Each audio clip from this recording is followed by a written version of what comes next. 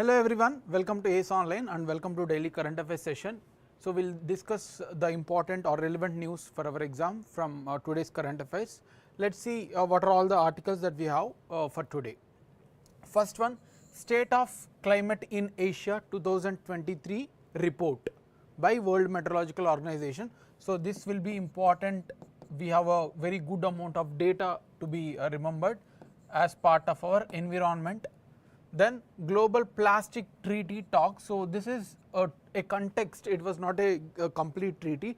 The treaty will come in the future, we will discuss in detail what are all the provisions, because the treaty is yet to be signed, but there is a context, we will understand the context and then we will see important facts related to the plastics, and in the coming days once the treaty is signed, then we will have a more discussion on this. Environment again, Nilgiri tahr, again environment, a species in the Western Ghats, southern Western Ghats. Glacial lakes, so it can be geography as well as environment. We have very good amount of environment articles. Pradhan Mantri Awas Yojana scheme, so this is schemes and policies. EV production, so it can be part of environment again or economy as well, right. So, next one, English Channel, international relations as well as geography mapping. Satellite Technology Day, it was again part of science and technology, and then we have a good number of factual pointers today, around 6 to 7 factual pointers, and finally practice questions. So, is my audio video clear for everyone? Is there any issue? I hope there is no issue from my side. Good evening Srinath, welcome to the session. So, let us start without any delay. Yeah. So, first article we will take up, which is state of world, the report was released overall for the world, but anyway today there was an article related to the Asia specific, state of climate in Asia 2023 report. So, who has published this is also important. It was published by World Meteorological Organization, like how we have an IMD, Indian Meteorological Organization, the whole world, all the countries together, we have a World Meteorological Organization under United Nations itself. So, this body has released the report and they have given lot of important data specific to Asia as well as India, covering from the period 1961 even till today, right. So, this is the report context. Let us see the details about it. Observations from the report in 2023, the last year, there were 79 events associated with the hydrometeorological hazards. Hydrometeorological hazards means anything related to the weather or water. Hydro here means water, meteorological means weather. So, total 79 events were there across Asia, across the Asian continent, right. It is not for India specific, but the overall for Asia we have a 79 events of hydrometeorological hazards has happened across Asia, and then approximately killing over 2000 people across Asia and then more than 9 million. So, this data is not relevant, no need to worry. This is not relevant for our exam, but the people who are writing higher level of exam like state PSC group 1 when you have answer writing or UPSC civil services, this data can be helpful in justifying your answers, but prelim specific, objective specific, this is not relevant. We will come in the next slides, those are relevant for our objective exams, right. The world has become at least 1.1 degree Celsius warmer, very important. So, here we have a industrial revolution in 19th century, right. So, before 19th century, briefly I am telling about the industrial revolution as well. Before 19th century, our whole world is based on the agriculture activities and all, and then in the 19th century the Europeans has developed the industrial revolution by inventing steam engine, all those things. So, from then itself the temperature started increasing day by day or year on year, the temperature started increasing. So, when we compare to the 19th century, when we were having pre-industrial level, the temperature has increased on an average across the world by 1.1 degree Celsius. So, this is a very harmful thing. Lot of ice caps will be melted, ocean waters will come into the lands, so it will be having a lot of effect. This is a very important observation. Beyond this, the report has given lot of important data for us. This data is very important for your objective examination, whatever you write. So, total 79 reported cases of hydrometeorological disasters has happened across Asia.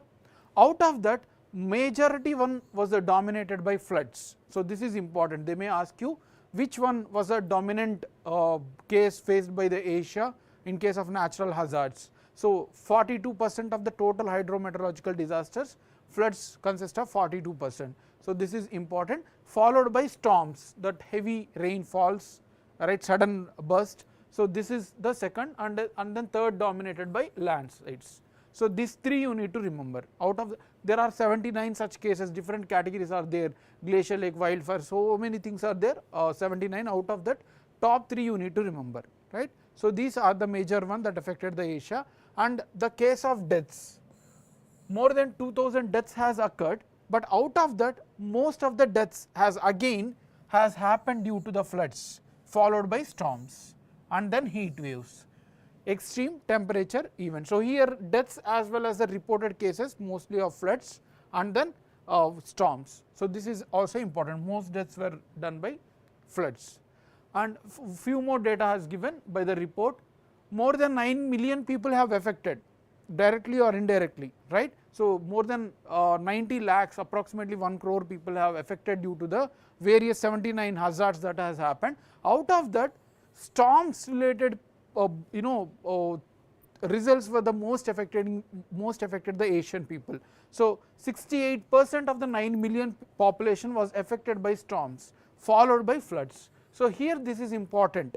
It is not floods who were affected by mostly deaths, though it is affected by floods, but in case of affection on people or affected on people, storms were the dominant one. This is important fact to be remembered, followed by floods, right. So, these two will be sufficient. And then economic damage in terms of money that has affected, that is also mostly came from the storms. 95% of economic loss has happened through storms, followed by floods, right. So, this is also important to be remembered. You need to remember the number of reported cases of various hydrometeorological disasters and then deaths and then economic damage as well as people affected by. So, you no need to remember the numbers, but which one is higher, which one is lower, those things you have to remember, right. So, very important ones. I hope you are following. A very good evening everyone. Yeah. Now, there is also temperature that has been given, the data related to the temperature was also given in the report, right. So, let us understand, go back to the industrial level, industrial revolution before period that we were discussing about. Those times the temperatures across, see here, red color one is Africa, yellowish is Asia, South America, North America, Southwest Europe. So, you no need to worry about these things. Let me make it very simple to understand, which is relevant for our exam as well as understand the issue what is happening. So, this is the temperature trends, this is the temperature, increasing temperature trends. Immediately after industrial revolution, there was a increase in temperatures across all the continents except South America. So, South America was seen the decreasing temperature after industrial revolution. They may ask you this particular thing, there was a decrease in temperature. In all other continents there was a increase in temperature. After that, again in 1931 there was a, no need to remember anything. So, mostly the 4 continent has seen the decrease in temperature, but after that, after World War II has happened and then most of the countries became independent, from then itself from 1960s the trend in increasing temperatures has drastically increased, see here. So, this 0.2% has increased, and the current trends, this is the current trend that is very important. The highest temperature rise was seen in Europe, this is Europe. So, highest temperature increase in terms of the comparison to industrial revolution or 1991 to 2023, not industrial revolution. Since 1990 till today, the highest temperature growth was seen in Europe, followed by Asia. So, this has to be remembered, right. This one fact here, which continent has seen the reduced temperature after industrial revolution, because there was not much industrial revolution in that continent, and then you have to see the present trends of 1991 to 2023. right. Europe followed by Asia has seen the highest temperature rise. Now this map, no need to worry, just understand the issue, no need to remember anything here. Here the brownish color one sees the driest areas, I mean there is no rainfall, right. So the green color ones is more rainfall. So if you observe India, here there is a central as well as the southern part of India we have seen the driest years, and then northwest India we have seen the more rainfall. So this is the old map given how the temperatures as well as the driest, the brown color indicates the very driest areas and then green indicates the more rainfall. So this is what the report has given, right. So just to make you understand overall what has happened, right. Next, extreme weather events in India was also given by the report, that in April to June we have seen severe heat waves, right. So last year 2023 we have seen heat waves, 110 people has died with heat strokes, and then in August we have seen floods in Himachal Pradesh, Uttarakhand, right, 25 deaths was reported because of this. In August we have seen the floods, and then in October we have seen the Glacial Lake outburst flood in Sikkim where more than 40 people have died, and then in December we have seen Michong flood cyclone which was affecting Andhra and Odisha region. So these were the disasters. So these are all important data to be remembered that we have discussed from the report, right. And we will see now what actually is a World Meteorological Organization. The facts related to it is also important for our exam. So as I said, it is part of United Nations and taking care of the meteorological thing, like how Indian Meteorological Organization was there for India. This is there to coordinate with all the countries meteorological organization and give proper data report to the countries to help them to overcome this challenge of weather events, right. So this is the objective. Now this was a replacement for International Meteorological Organization. Earlier we were having International Meteorological Organization, which was founded in 1973, but after World War II formation of United Nations has happened, and this was renamed as World Meteorological Organization in 1950. This was formed in 1950. This is also important, right, and it is headquartered at Geneva, Switzerland, and the membership is 187 countries are part of World Meteorological Organization currently, right. So this is about the article. Any doubts? Any doubts in this article? So there is lot of data of course, but yeah, whatever I have stressed, wherever I have stressed you to remember, please try to remember, so you can expect some questions over it, right.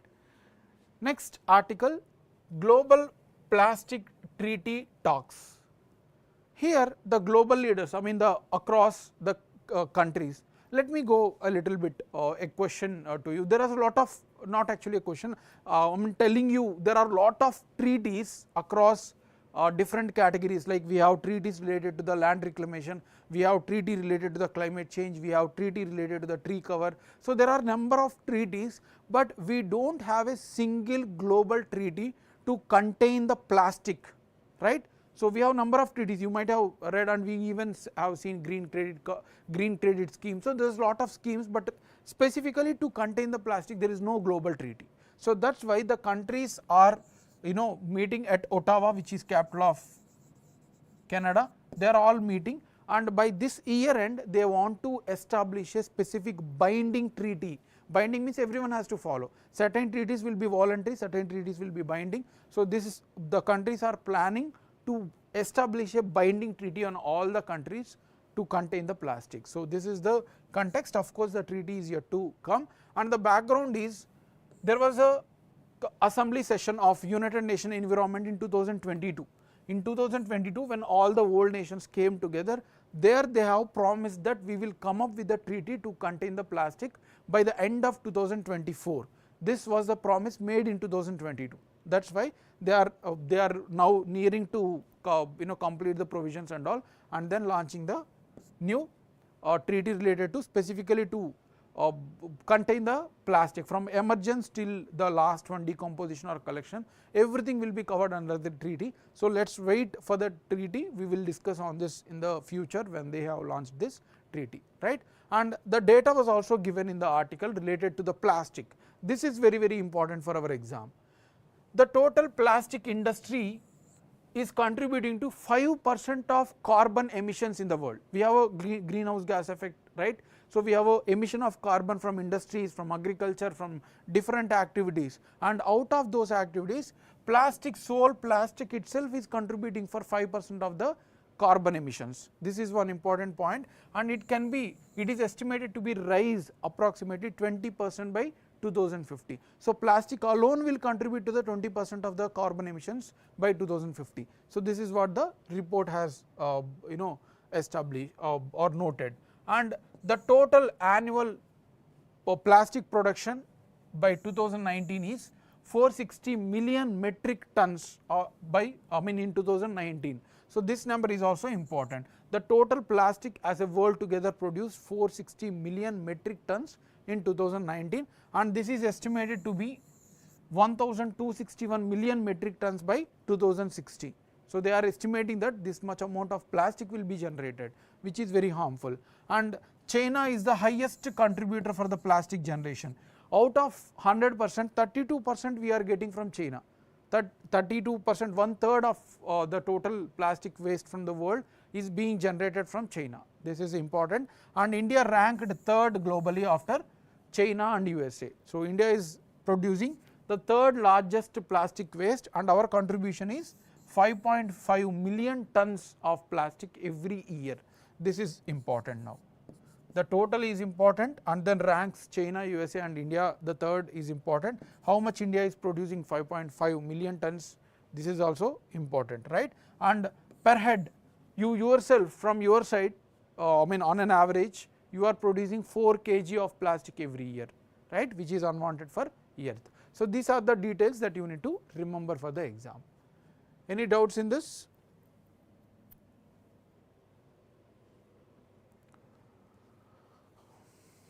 Okay. So let's move to the next and very important article, Nilgiri tar. This has been asked many times in the exam. It will keep repeating in the coming exams also. You need to keep an eye on this, right? So the context is Tamil Nadu and Kerala are together going to count the number of Nilgiri tars starting from April 29. So this is what the news was published, right? So Tamil Nadu and Kerala together they are going to count the Nilgiri tars in the south western Ghats, or the total in their states, right? Let us know about the Nilgiri tar now. It is a mountain ungulate. Ungulate means a member belong to the sheep or goat. So you can observe here, Nilgiri tar is a race belonging to the sheep or goat, which is called as ungulate, and it is endemic to southern part of Western Ghats. It is not throughout the Western Ghats, but the southern parts of Western Ghats only it is found. And this Nilgiri tar is nowhere found in the world. It is only found in India, and that too in specifically Tamil Nadu and Kerala in the southern part, right. So earlier it was spread across the Western Ghats, but because of poaching activities and all, now it is just restricted to the southern part of Western Ghats. This is one important to be remembered. It is also known as Nilgiri ibex, or locally called as Varayadu. In local language it is also called as Varayadu. So they may ask you any name, Nilgiri ibex or Nilgiri tar, or even they will ask you Varayadu also, you need to remember, right. So this backside of this, at their backs they will have a light grey patches which is called as saddle. So that is why they are also called as saddle backs. So if you see the name of saddle backs or Varayadu or Nilgiri ibex or Nilgiri tar, it is all the same thing. And this is the state animal of Tamil Nadu. This is also important. This is the state animal of Tamil Nadu, right. And as I said earlier, it is majorly found in the southern part of Western Ghats, and out of that specifically related to the, or specifically in Eravikulam National Park, which is located in the Kerala, has the largest population of Nilgiri tar. This is also important. Which national park has the highest, they may ask. Like we have Kaziranga for one-horned rhino. Similarly, Eravikulam National Park is home to the highest number of Nilgiri tar, and the protection status is endangered in IUCN.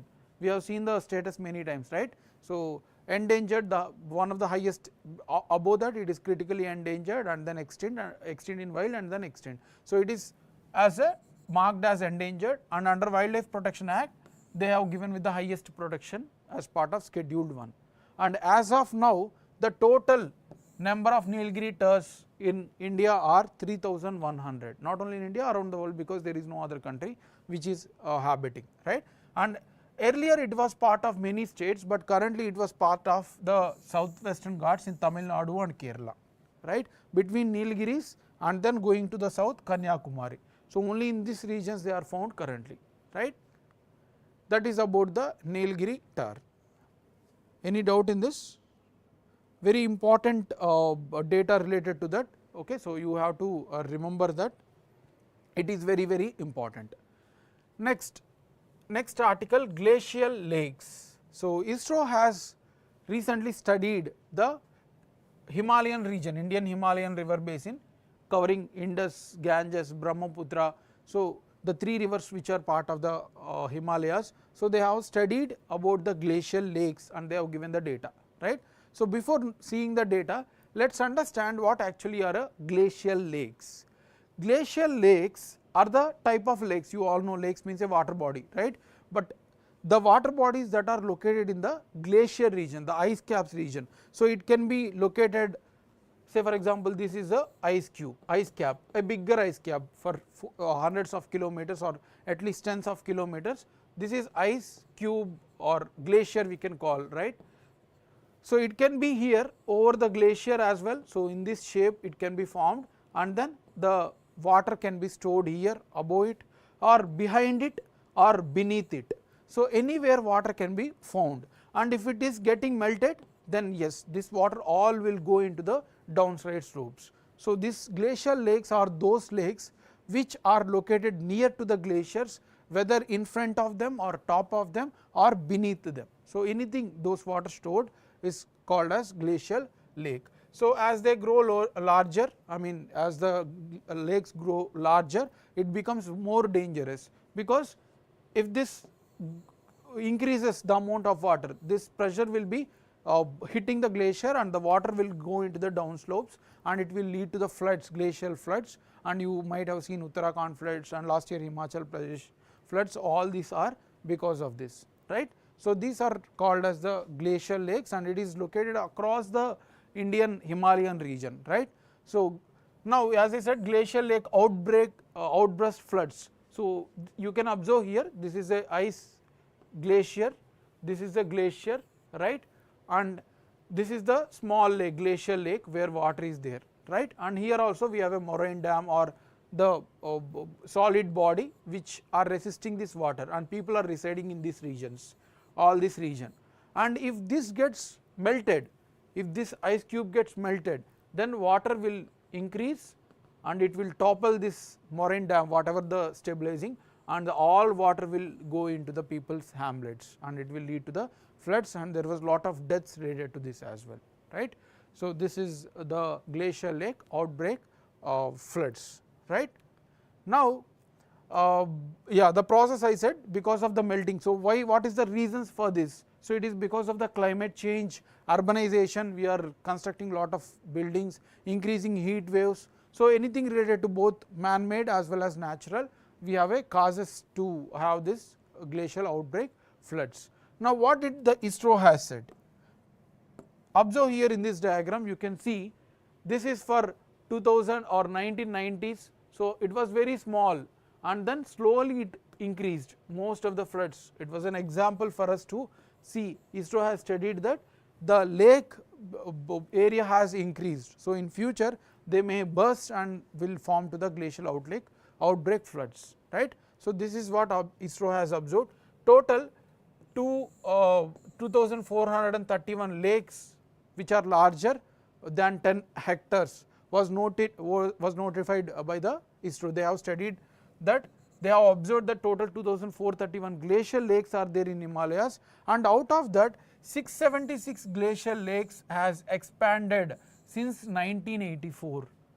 The total lakes that were found in Himalayan regions were 2,431, out of that 676 were increasing their size. So, this is what ISRO has observed, and specifically 130 of these are located in India itself. Out of the 676, specifically in India it is located 130. So, India is very prone to this, right, glacial lakes, and out of that 130, most of the lakes, the highest lakes were found 65 lakes in the Indus basin, and Ganga basin is having only 7 and Brahmaputra is having 58. So, Indus is having the highest glacial lakes which are threatened, that is also important to be remembered. So, this is what the ISRO has observed. Any doubts in this? Very factual elements you need to remember. There is no analysis articles, I mean very few analysis particles are there. So, you need to remember them, right. So, most of the things are facts, try to revise and remember them. Next one, Pradhan Mantri Awas Yojana scheme. So, in the Hindu at the central page near editorial, the text page, they have given about the overview of Pradhan Mantri Awas Yojana urban scheme. They have given about the update related to this particular scheme, that is why we have taken this article. Now, what actually is this Pradhan Mantri Awas Yojana urban scheme? It was, the objective is to provide housing for all. We all know food, clothing and housing are the 3 basic amenities for the humans, right, but many people are still not able to get any of the homes for themselves, right, either rented or owned. So, there is no proper homes for most of the people, they are living in the various unsustainable or not safe regions, right. So, this scheme was launched when the new government was formed in the 2014. They have launched in June 2015 Pradhan Mantri Awas Yojana urban specifically under Ministry of Housing and Urban Affairs. So, this is the ministry, and the aim, as I said, is to provide housing for all by 2022. When the scheme was launched in 2015, they have kept the objective at 2022, but they were not able to achieve, and they have extended it till December 2024. That means till this year December they have extended. Of course, it will be extended, why we will see in the next slide, right. So, the mission, the objectives we have seen, the ministry we have seen, and the year that has been launched we have seen. There are some features of the scheme also, that the mission is empowering women. So, whoever is owning the what you call house, the government is supporting with the funds and all, right. So, the woman name has to be registered with the home. It can be solely on woman or it can be of joint, that means a man can be there, but at least a woman should be registered as a owner, right. So, this is also important. And one more important feature is, it is a centrally sponsored scheme.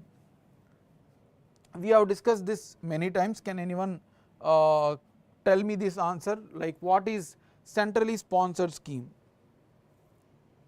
We have discussed this many times. What is centrally sponsored scheme? Students who are attending regularly, please do answer. We have discussed this at least 5 to 6 times in the session, the last 1 month. What is centrally sponsored scheme? Okay. So, I have explained this many times. Yeah. No. You might be confused. Let me explain this. There are 2 types of funding. One is central sector scheme. Central sector scheme. This is 100% funded by the central government. Central sector.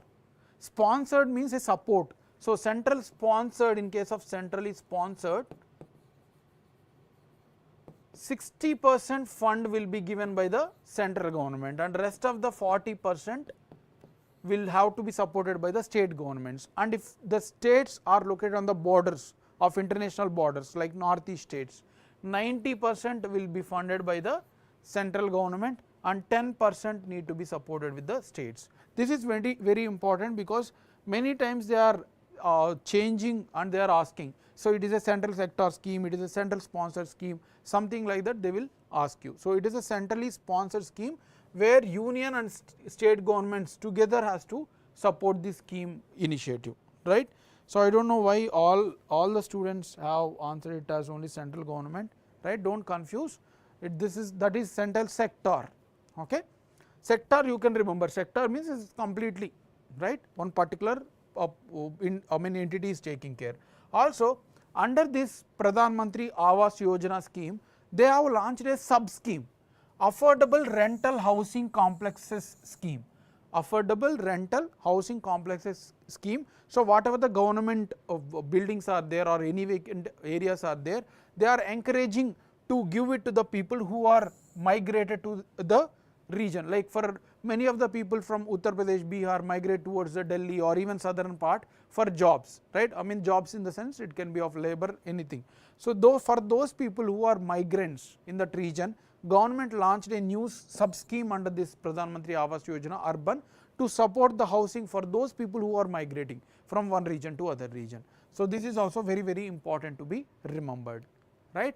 Now, the performance of the scheme, what the Hindu has given, certain data has been given, authenticate data of course they have collected, right. According to the government's estimates, there is a shortage of 20 million houses in rural areas. Since launching of the scheme, even today there are 20 million rural areas and then 3 million urban centers where shortage of houses, right, but that is government data, but actually studies have proved that it is beyond that. And this scheme has addressed only 25.15% as of 2022. As of 2022, they have achieved only 25%. So, rest of the 75% which were also beneficiaries or the targets were not able to penetrate it, right. So, even it has extended till 2024, we have just seen before that it was extended till 2024, but still even if it is being done, then only 37% of the housing schemes, housing beneficiaries are benefited. So, rest of 63% again will be left out. So, that is why I said it will be extended again as we could not able to achieve it, right. So, the almost 2.4 crore households are still to get, right, houses. So, this scheme will be extended, that is what the Hindu has said. Now, what we have to do, the Hindu also noted certain solutions.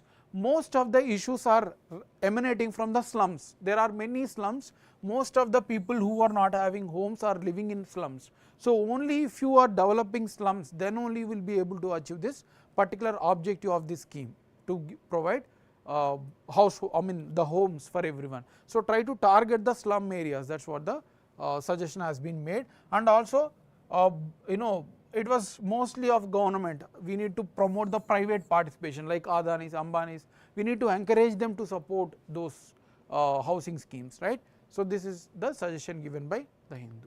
Any doubts in this?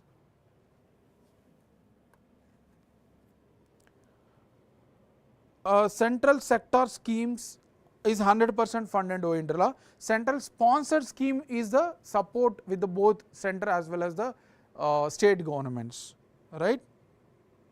Central sector schemes, it is completely 100% funded, right. Yeah. Next article, electric vehicles production. Electric vehicles production. Union government on March 4th, again the same text just below the Pradhan Mantri Awas Yojana. If someone are following Hindu newspaper, you can see just below the Pradhan Mantri Awas Yojana, this was given article related to the electric vehicles production, right. The Union government on March 15th, they have approved a new policy to promote the India as a manufacturing hub for electric vehicles. Currently, if you 90% of electric vehicles are being imported from other countries, only few like Ola and all, only few we are manufacturing. So, government want to encourage the electric vehicles manufacturing within India. That is why new EV policy was brought by government in March 15. How they will do that I will explain, just understand that the main aim is to promote indigenous manufacturing within Indian borders. We need to promote the manufacturing of electric vehicles, that is the objective of the EV policy, right. Now, before going into the discussion of the policy, let us understand what are e-vehicles or EVs, right. So, they are nothing but the current vehicles we are using the fuel of petrol or diesel. So, the engines that we are using are suitable to use petrol and diesel as a fuel, but now the government want to promote through batteries, like we have lead ion batteries or lithium ion batteries which are more advanced. So, through batteries the electricity will run the vehicle, right. Of course, there is a limitation that it can only go for certain kilometers, but there we need to launch the charging stations across the highways or across the roadways, right. So these are the e-vehicles, and the emissions from them are almost negligible, unlike the diesel vehicles or petroleum vehicles which releases ozone, carbon dioxide, methane, NOx gases, SOx gases. So this will not emit any of the harmful gases. So that is about e-vehicles. Now what is the objective of the policy? Before discussing the details of the policy, that you need to remember, what is the objective of this? They want to encourage the companies who are involved in the electric vehicles like Tesla or BYD in China. So those companies which are excelled in electric vehicles, India want to invite them to manufacture from Indian borders, right. So that is the objective of this policy, right. Central goal of the policy is to transit the local production by taking the, it will also create employment in India, right. So it will also create employment not only of manufacturing, that is the objective. And also the benefit that they are getting, why they will come to India? You may ask the question, sir, why will they come India? They will manufacture there only.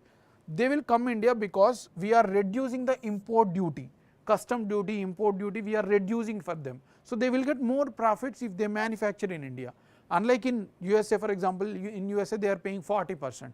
Now we are taking only 15%. So they are saving 25% in terms of their profit. So they will shift it to the India and they will earn more, right. So that is how we are going to do. But anyway, we have given certain restrictions also for those companies.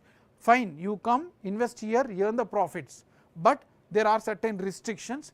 That is how they are promoting the manufacturing and employment. These things you have to remember.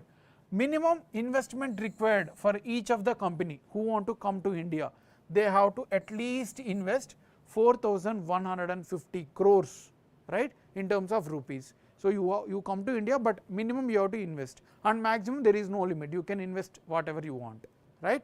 And the timeline for manufacturing was 3 years. Fine, you establish a company, but once you establish a company, from that day till 3 years you have to start manufacturing. For initial days you can import the EVs and sell here. For example, you can see this is India and this is USA and this is a Tesla company. As they do not have base here, first they will establish a company and then they will import these vehicles from ships and all, and then they will sell in India. India is a big market, we have 140 crore population. So they will sell here, but after 3 years from the day you establish the company here, you have to start manufacturing. You have to start manufacturing. If not, we will see what happens, it will come, but you have to start manufacturing from India from the date that you start by the 3rd year, right. At the end of 3rd year you have to start it. So this is one thing, and within 5 years after the establishment, they have to at least produce 50% of domestical value addition. So for example, if they are producing 100 crore value of e-vehicles, by at the end of 5 years, at least 50 crores that they are doing should come from local manufacturing. Rest of the 50 you can bring from your country, but 50% at least vehicles has to be manufactured from India itself. So they are giving condition by giving excuse to pay less taxes, but they are also giving conditions so that they will produce more goods from India itself, and then it will lead to the employment generation and all, right. So the benefit is till 5 years 15% only will be paid as a custom duty. Here it was much more, custom duties are more than 35-40%, but it will be only 15%. And the total number of EV allowed for import from the starting itself, the total number, they cannot import whatever vehicles, whatever number of vehicles they want. There is a restriction on import also, that it should not cross the value of 6,484 crore. The total value that you are importing from these 3 years until the manufacturing starts, it should not cross 6,484 crore per year. Every year you can import up to 6,484 crore. Also that should not cross 8,000 vehicles. You should not import more than 8,000 vehicles, right. So this is also important to be remembered, right. And also one more thing, when they are launching the company, they have to take the bank guarantee. They will show the proofs, collaterals they will keep, and they will show the bank guarantee to the government that yes, we got the bank guarantee, if we do some mistake you take this money, the assets, like whatever the guarantee made. So if they are not meeting the conditions put by the government, then this bank guarantee will be taken by the government, right. So that is why the companies will be keep this in mind, and accordingly they will follow the rules and regulation. They are also getting the benefit out of the paying less taxes, right. So that is about the EV vehicles policy. Any doubt in this? This is a little bit conceptual, but yes, there are also factual things as well, right. So e-vehicles policy 2024 we have discussed. We have discussed about what are e-vehicles, and then what government has given, the facts you need to remember, what the benefits they are getting, how it is working. These numbers are all very, very important. They will ask you statement based questions, right. So that is about e-vehicles. Any doubts? Yeah, fine. Let us move to the next article, English Channel. This is a mapping, geographical mapping, but before that let us understand the issue also. Without understanding issue, it is very difficult to answer the questions, right. So you need to understand the issues before discussing or the geographical features. 5 died trying crossing English Channel hours after UK passed deportation law. So deportation law means sending back the migrants to the their own country, right. So here UK has passed, we will understand the issue, do not worry. Just think that people, certain people who are migrants from UK are crossing the English Channel towards the France. So there 5 people have died. That is why there was a big article in the Hindu or in most of the newspapers. Before knowing what is the English Channel, what has happened and all, let us understand the background. In April 2022, UK, United Kingdom, that is England, with the Rwanda. Rwanda is a country in the Africa, South African region, right. So just above South Africa, it will be their landlocked country, a small country. They have signed an agreement that people who are migrants in UK will be sent to the Rwanda, even though the people are not belonging to Rwanda, but UK has said that we will send to Rwanda, and Rwanda has agreed that. We will see why it has agreed, okay. So UK and Rwanda has signed an agreement named, this name is important, Migration and Economic Partnership or Rwanda Plan. They will ask you these terms. What is Rwanda Plan? That was recently in news, something like that they will ask. So this is an agreement between UK and Rwanda, where migrants, whatever the countries may be the migrants from UK will send back to the Rwanda. They will settle in Rwanda, right. And why Rwanda is accepting, this is also important, right. That is the logic. Why will any country will accept to take migrants? Because Rwanda has a very less amount of population, because there is a historical reason also. In 1990s, many local people have been ethnically cleansed. That means more than 10 lakh people have died, right. More than 10 lakh people have died in Rwanda because of civil war, right. So because of civil war, many people have died, and these migrants can be useful for their economy in terms of working and all. Of course, there will be human rights issues that we will know when happens, but yeah, this is the plan why Rwanda is accepting it, right. So UK has passed to implement this agreement in their own country. They have passed the Safety of Rwanda bill to deport the migrants from UK to Rwanda, right. The new law is primarily aimed at stopping the migrants entering into UK or through the English Channel. We will see why English Channel is important. So this is the issue. Is this clear? Can someone respond? Is this clear about the agreement? Then we will go to the English Channel. Have you understood what has happened between UK and Rwanda, and what is the reason why Rwanda is accepting, and why UK is sending back? Because their population is increasing, right. Yeah.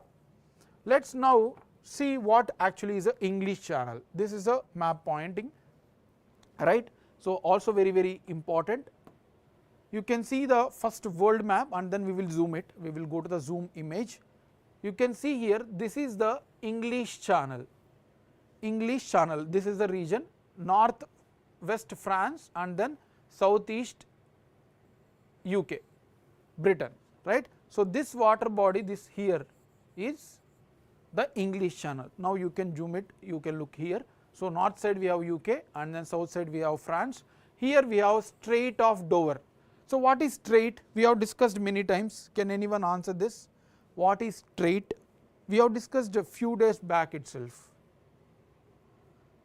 Strait, it is a narrow water body which is connecting two larger water bodies. So, North Sea is there on the north side, and then south side we have a English Channel. This is all the English Channel, this is North Sea, and this is the Strait of Dover. Strait means a narrow water channel which is connecting two larger water bodies, right. So, this is the English Channel, and we have here Irish Sea, oh sorry, here we have Atlantic Sea and Irish Sea is here. So, this is the region which is Irish Sea, this is North Sea, and then this is Atlantic Ocean, right. So, this is the Strait of Dover and English Channel is this, right. So, this you need to remember. Yeah, very good, Ranjan and Vendila has answered this, a narrow water channel connecting two larger water bodies, right. So, here English Channel we have seen, it is the arm of Atlantic Ocean which connects the France and then UK, and then there are Strait of Dover that we have seen from the map, and this is the busiest shipping area in the world. This is the most busiest shipping lane in the world, this is also important, right. So, that is about the English Channel and the issue. Now, let us go for the last article for today, Satellite Technology Day.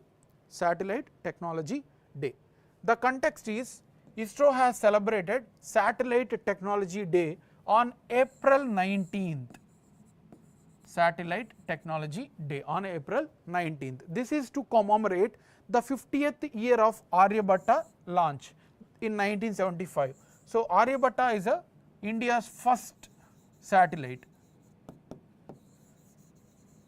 India's first satellite,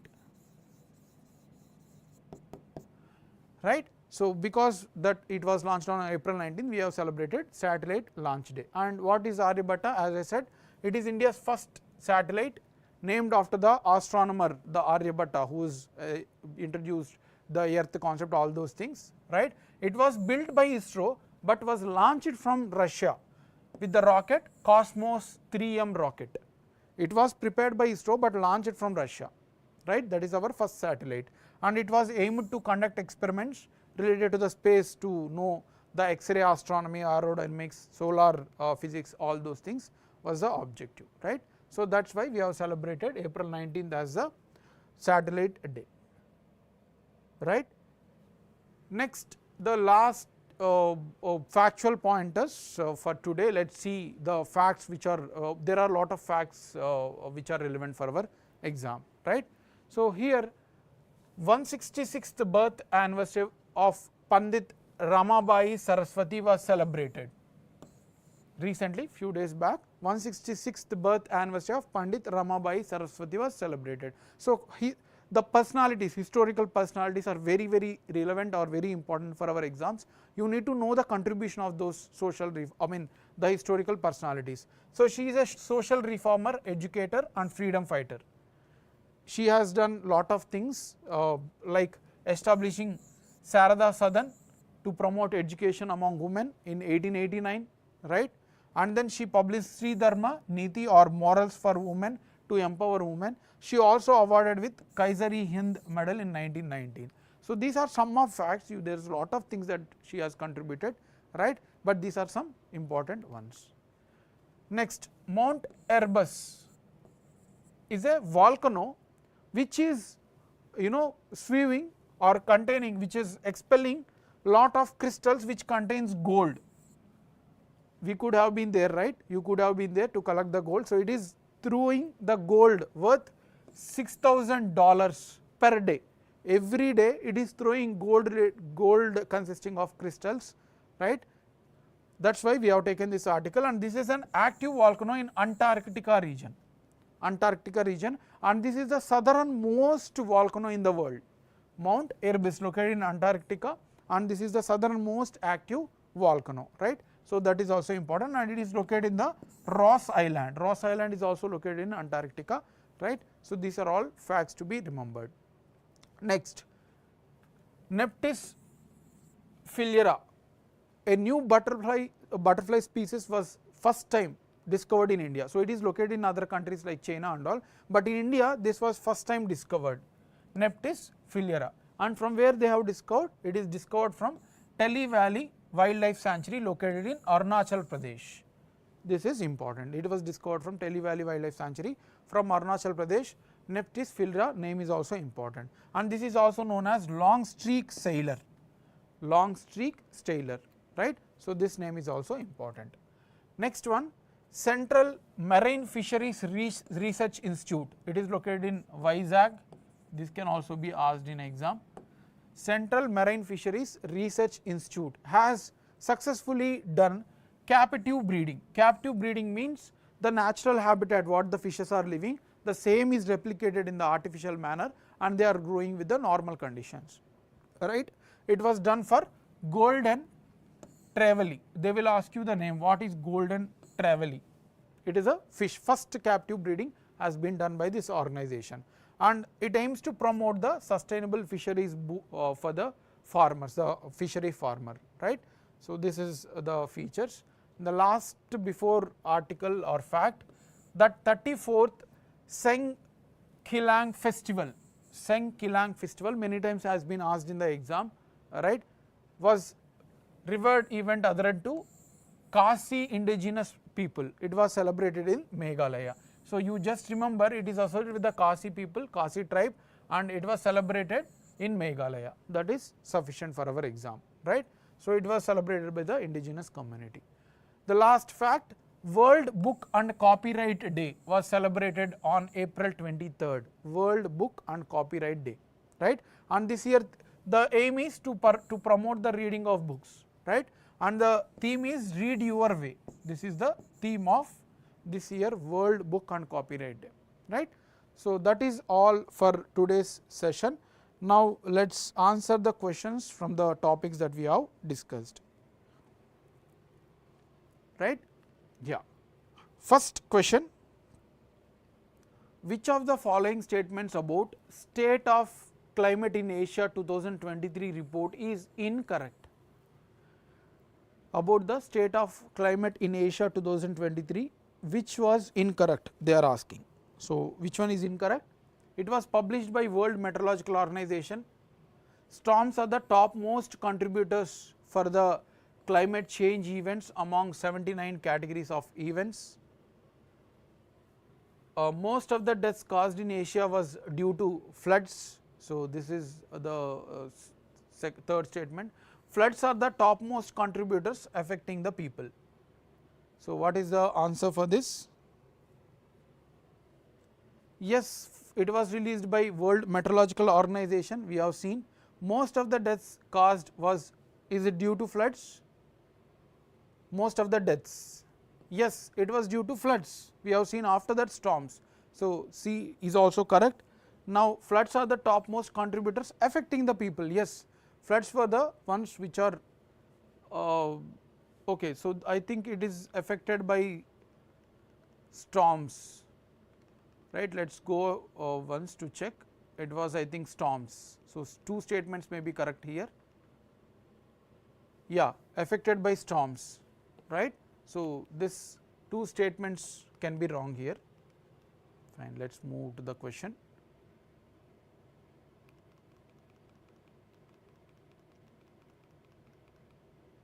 Yeah, storms are the topmost contributors for the climate change events among 79 categories. No, this is also wrong. Fine.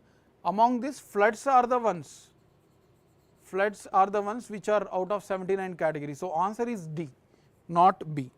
Let us revise once because you may be confused.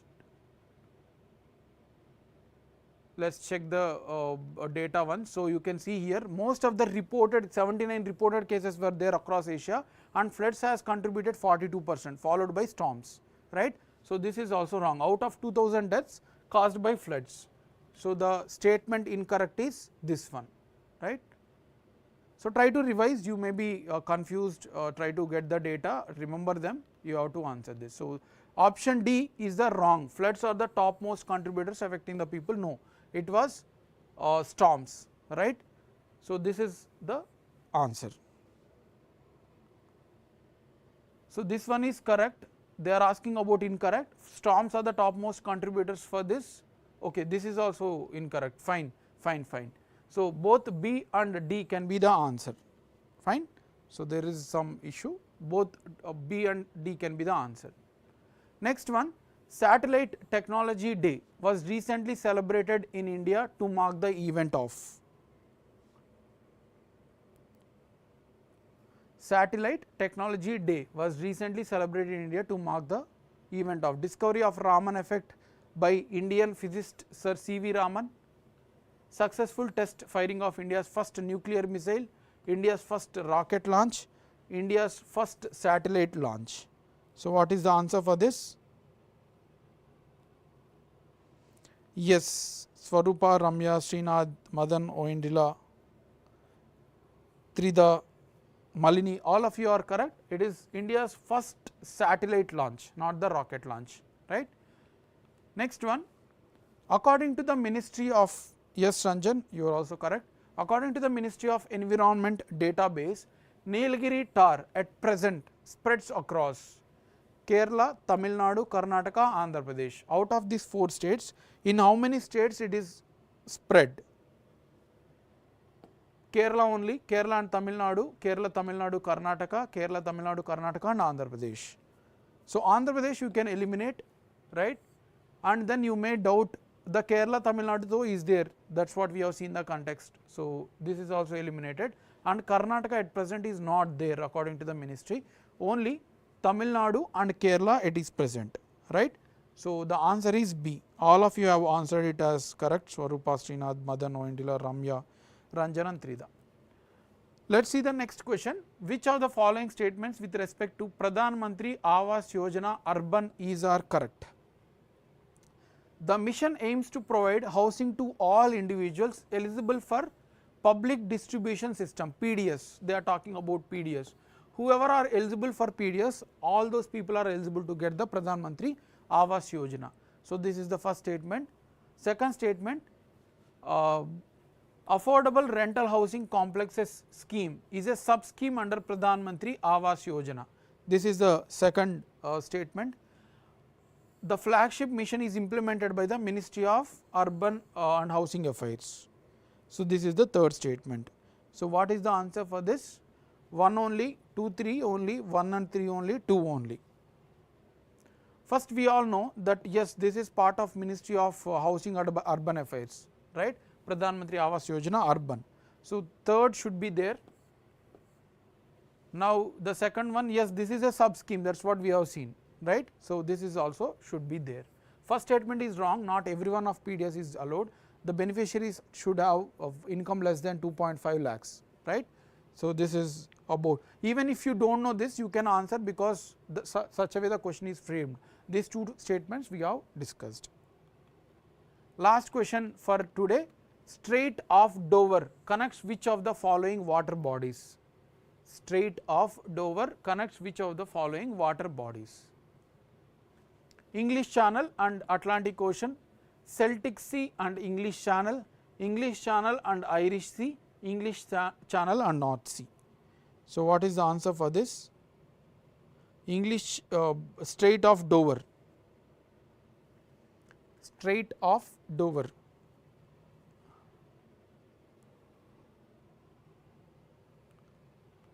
I do not know why students are confusing, it is of North Sea, yeah, you can see here. This is Strait of Dover, it is connecting North Sea and then English Channel, not Atlantic Ocean, right. So, Strait of Dover connects the, you can check here if you are confused, yeah, here is Strait of Dover which is connecting North Sea and English Channel. So, answer is, someone have answered it as correct, D. Nobody have answered, I do not know why, English Channel and the North Sea. Everyone have answered it as A or C, right. So, this is the answer, D, you have to remember. So, that is all today's session. Try to revise them, there are lot of facts. When the facts are there, you need to put lot of efforts. If it is analysis, you can just remember and you can, you can understand and then you can answer most of the times, right. So, this is from my side for today. Have a great evening and happy studies. Thank you.